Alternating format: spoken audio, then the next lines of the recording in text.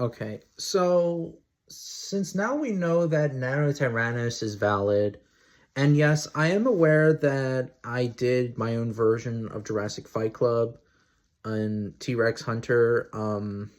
In my version of the story, it would have been different, but now we know Nanotyrannus exists. Well, in my version, I guess part two of the remake of my second version of T-Rex Hunter, whatever, um, it would be kind of similar what we saw in the documentary, but the youngsters would be a little bit smaller.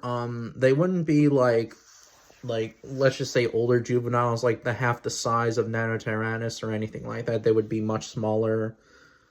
Um, I was thinking like right around like maybe like when they're almost independent, but they still rely on the parent.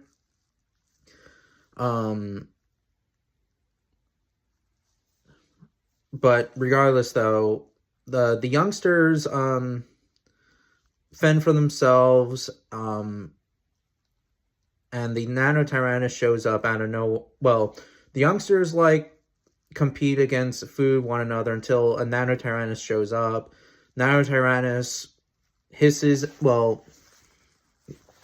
like hisses or whatever at the youngsters. The youngsters, hiss back at them and going back and forth with each other, and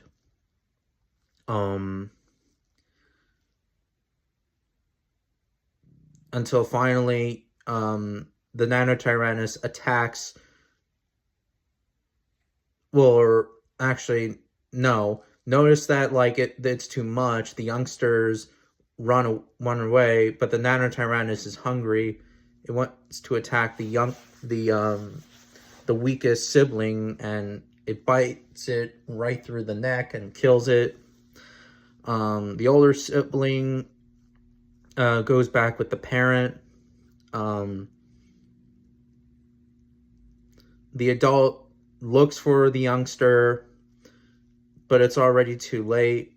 The Nanotyrannus feasts on the youngster.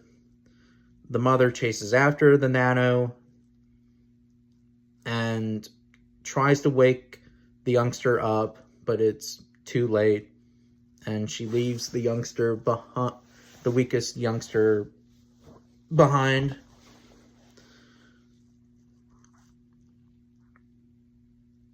And the Nanotyrannus comes back and drags the carcass of the weaker youngster, and yeah, pretty much like that. Instead of like making fatality like we saw in the documentary, it would be kind of like similar to this documentary of Savage Kingdom. In Savage Kingdom, one of the later seasons, there was a male leopard that killed a lion cub. And yes, I know they're not related, but, well, Tyrannosaurus and lions. But anyways, I'm using the concept of the male leopard, Blue Eyes, attacking this lone lion cub, and it killed the lion cub, and he ate the cub. And the lionesses, like, look up the tree, and they're like, oh, shit.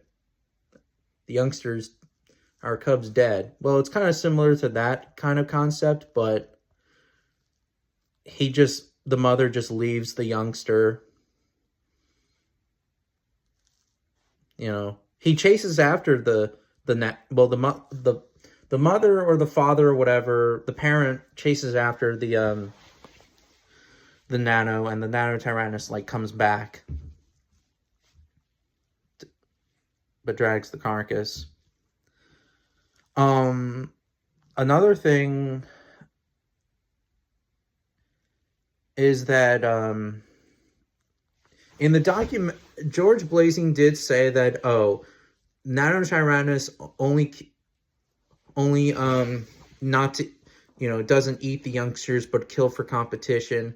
I mean, partially that may be true, but reptiles and even some mammals do kill and eat each other's young. Grizzly bears have been known to eat wolf pups. Wolf packs have been known to eat grizzly bear cubs.